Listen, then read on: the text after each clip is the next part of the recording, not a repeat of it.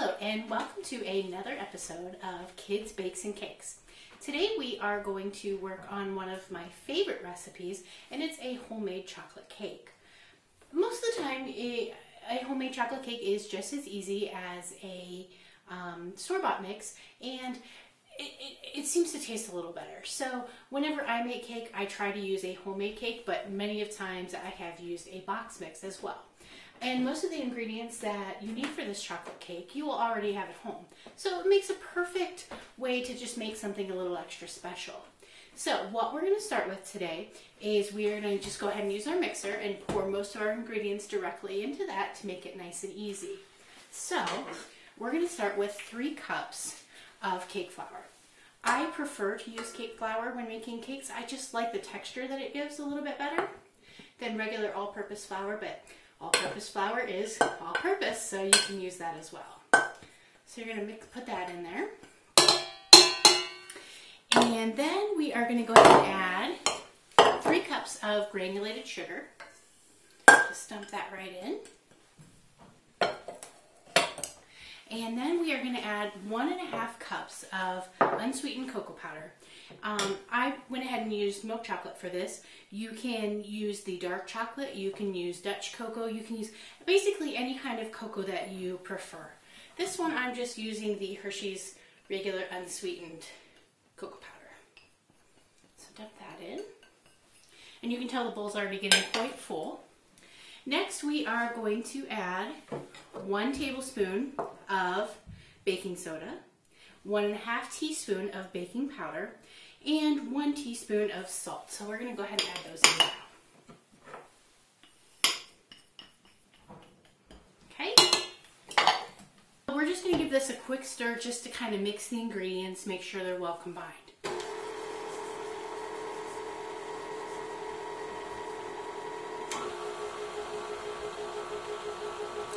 Okay, perfect. So next what we're going to do is we are going to go ahead and add our eggs.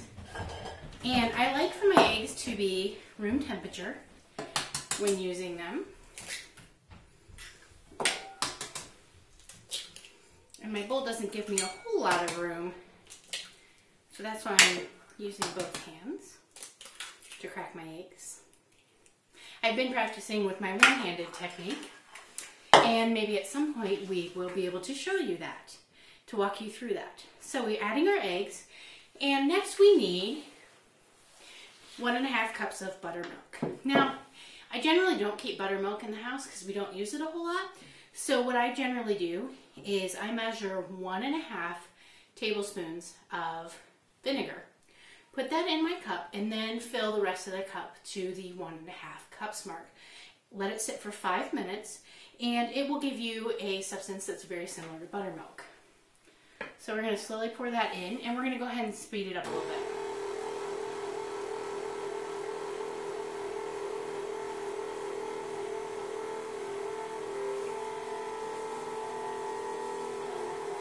Okay, perfect.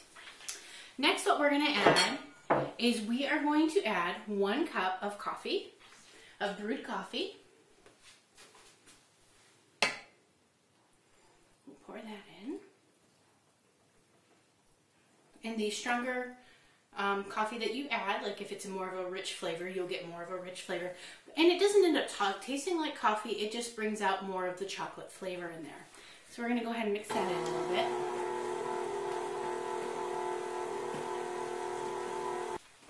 Okay, so next what we're going to add is 1/2 cup of water. And I just used the same measuring cup I used for measuring the coffee. And we're going to go ahead and stir that up for just a minute. And as you can see, it's a very liquidy cake.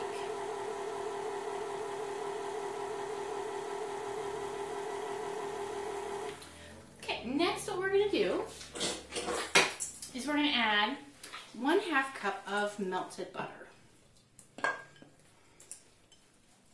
I like using butter in my cakes because it just gives an extra bit of flavor to it, as opposed to vegetable oil. So there is our 1/2 cup of melted butter, and then we're just going to finish it off with 2 teaspoons of vanilla. You can use the clear or the regular colored vanilla. Obviously in a chocolate cake it doesn't matter so much. And then we're just going to mix this for a couple of minutes.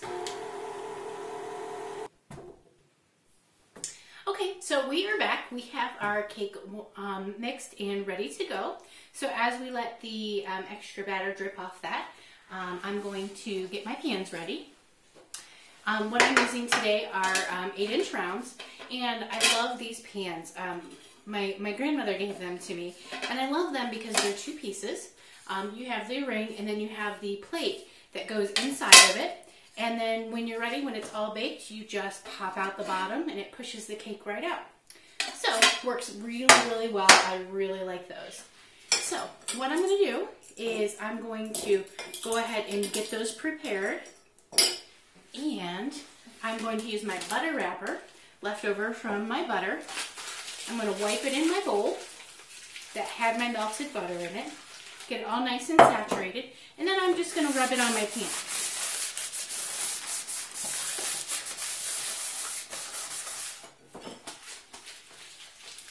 You can also use cooking spray or whatever you prefer. Okay, so now we're going to take off our attachment.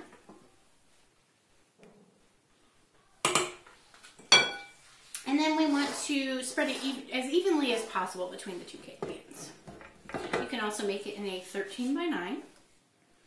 You can make it, it makes great cupcakes. You can do it with cupcakes as well.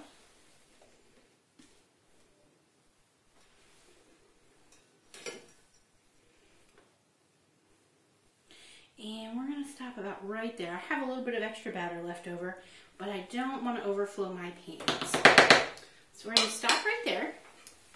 We are going to put these in the oven at 350 degrees, a preheated oven. Make sure if you need your parents' assistance with that you go ahead and ask them for help. So they're going to take about 30 to 35 minutes to bake. And when you know when you think they're getting close to being finished, just take a toothpick, dab it in, pull it back out. If it comes out clean, then you know your cakes are done. And then once they're done, go ahead and set them on a cooling rack. Let them cool for about 10 minutes, and then pop them out of your plates if you're using the rounds onto the cooling rack to let them cool completely before assembling and frosting them. Hello, and welcome back to our episode of Kids Bakes and Cakes, and we are finishing up our chocolate cake. And I have Miss Scarlett here with me. Say hi, Scarlett. Hi, guys. And so, as you can see, we have our chocolate cake here, and it is fairly cool. It's been cooling for about 10 to 15 minutes. And so we're going to demonstrate how great these pans are and how easy they are to get your cake out. So, cake is still kind of warm, right? Can you feel it? Is it hot? Very hot. Yeah, just a little hot. So, right here I have a tomato soup can, and what I'm going to do is I am going to take my cake and center it about center. And what we're going to do, and hopefully this will work smoothly since it's on film, is we're just going to wiggle and push, I guess, down. And as you can see, set this back down. It has come out actually rather smoothly. And then what we'll do is we will just take and pry our cake away.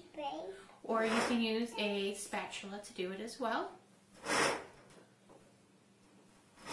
And I'm just taking a little bit at a time. And we're just going to leave it to continue to cool until it's cold enough to frost. And yeah, you can touch.